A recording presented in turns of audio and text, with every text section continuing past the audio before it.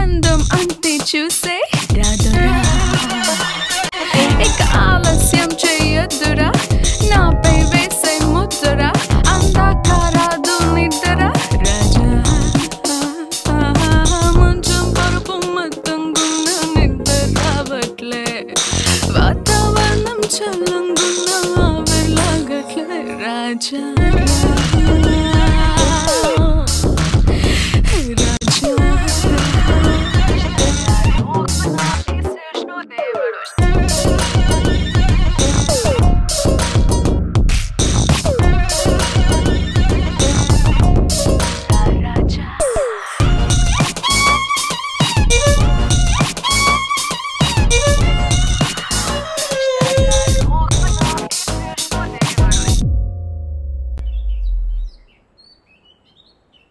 మొన్న గవర్నమెంట్ వాళ్ళు వచ్చి భూములు కొలత కొలిచి రాళ్ళు పాతిపోయినరయ్యా. నష్టపరిహారం తీసుకొని భూములు అప్పగించాలని నోటీసు కూడా జారీ చేసిండ్రు. అడ్డీకి పవషేర్ ఇచ్చే పైసలతో మేమెట్లా బతకాలయ్యా? భూములు సేకరించడం అనేది 1894 భూసేకరణ చట్టం కిందకి వస్తుంది. ఈ చట్టం ప్రకారం నోటీసులు ఇవ్వకుండా భూముల్ని సేకరించకూడదు. నోటీసులు ఇచ్చిన తర్వాత మీకేమైనా అభ్యంతరాలుంటే కలెక్టర్కు విన్నవించుకోవచ్చు. ఆ అభ్యంతరాలని పరిశీలించిన తర్వాత ప్రభుత్వం ఏం చేస్తుందంటే ఏ భూముల్ని సేకరిస్తున్నారో దానికి ఎంతెంత నష్టపరిహారం కావాలో తెలియజేయమని కలెక్టర్ గారు మళ్లీ మీకు నోటీసులు జారీ చేస్తారు. దానికి మీరిచ్చిన సమాధానం చూశాక భూమి కొలతల్ని బట్టి నష్టపరిహారాన్ని ప్రకటిస్తారు.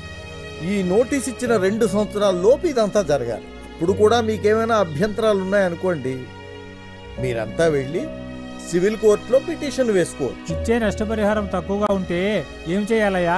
కలెక్టర్ గారు ప్రభుత్వ రేటును బట్టి ధర ప్రకటిస్తారు. అది ఎప్పుడూ తక్కువగానే ఉంటుంది. కాబట్టి ప్రభుత్వం రైతులతో సంప్రదించి అందరికీ ఆమోదమైన నష్టపరిహారాన్ని చెల్లిస్తుంది.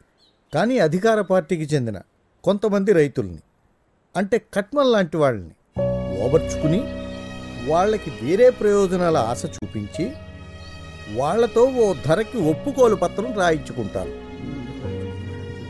ఇలాంటి రైతులు న్యాయం అడిగితే వాళ్ళని చూపించి మిమ్మల్ని కూడా బలవంతంగా ఒప్పుకోమని చెబుతారు. అలా ఒప్పుకోకుండా మీరంతా ఐక్యంగా ఉండి భిక్షపతి లాంటి అవినీతి రాజకీయ నాయకుల్ని ఎదుర్కోవాలి. కానీ ఆ భిక్షపతిని ఎదుర్కోవడం ఎట్లాగయ్యా? పారిశ్రామికంగా దేశం ఎంతో ప్రగతిని సాధించినా ఇప్పటికీ రైతే దేశానికి వెన్నెముక. అలాంటి రైతు ఎన్నికల్లో ఓటు వేయడానికి పనికొచ్చే ఓటరుగా మిగిలిపోయాడు. వ్యవసాయానికి శాశ్వత సదుపాయాలు కల్పించకుండా ఎన్నికల ముందు ఈ నాయకులు రుణాల మాఫీ, కరెంటు బిల్లుల మాఫీ అంటూ మాయమాటలు చెబుతున్నారు. అలా మాఫీ చేస్తామని అనడమే పెద్ద అవినీతి. ఆ అవినీతి మురికిలో మనల్ని కూడా భాగస్వాములు చేస్తున్నారు. అదే మన దురదృష్టం. రాబోయే ఉప ఎన్నికల్లో భిక్షపతిని ఓడిద్దాం. వాడి ఓటమి మాత్రమే మన ఊరిని, మన భూముల్ని కాపాడుతుంది. ఒకవేళ మళ్ళీ వాడే గెలిస్తే మాత్రం టిచ్పల్లి చరిత్రలో కలిసిపోతుంది.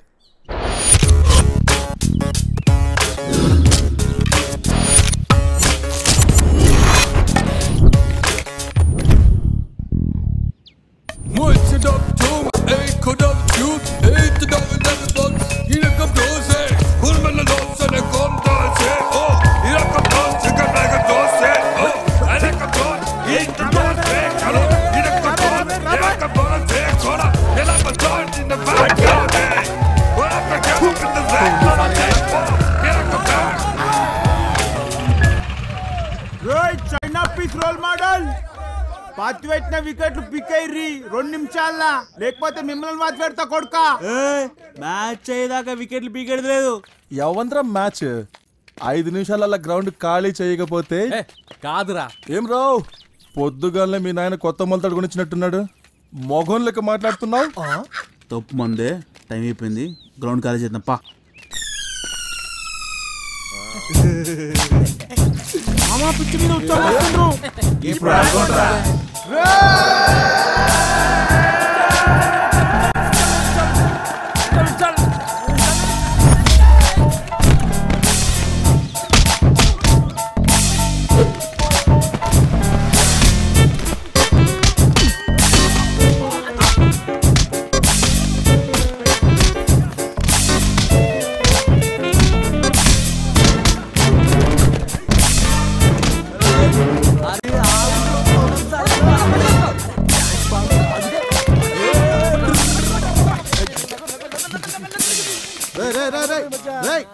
ఓట్ల మీద ఏం చేస్తున్నారా? ఏదైనా పని చేసుకోకుండా దిశని ప్రేమించుకున్నారు కదా, అందుకే ప్రేమించుకుంటున్నాం. ఈ ఊరికి ఉపయోగపడే పని ఏదైనా చేయండి రా. అలాగే మాస్టర్. అతి వినయం ఆపండి. Okay sir.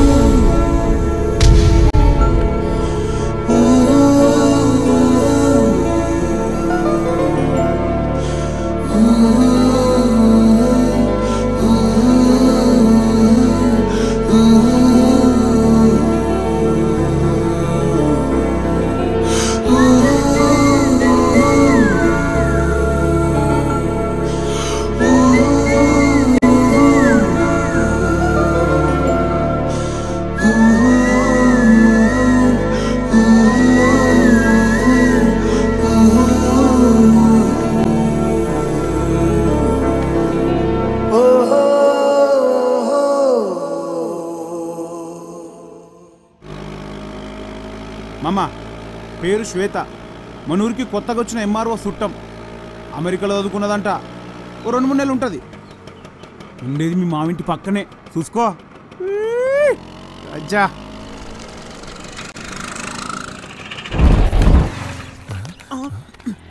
ఏమైంది మామ? అమెరికా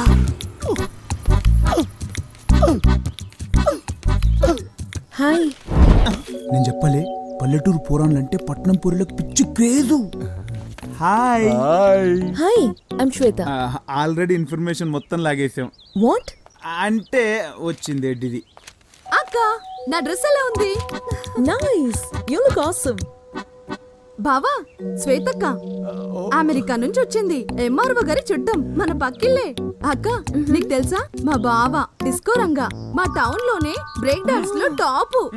ఆల్రెడీ మా టీవీ ఛాలెంజ్ షో కూడా సెలెక్ట్ అయ్యాడు. Oh really? I love music and dance. బావా, నువ్వు కింద పడి గాడిదలాగా కాళ్ళు వెనక్కి పెట్టి స్టెప్ వేస్తావే, ఆ స్టెప్ అయి అక్క చూస్తుందంట.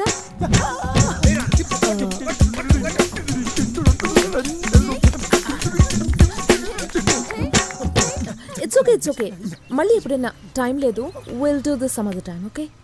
మేళం మోగే పిల్లాడు గళ్ళాడే, మేళం మోగే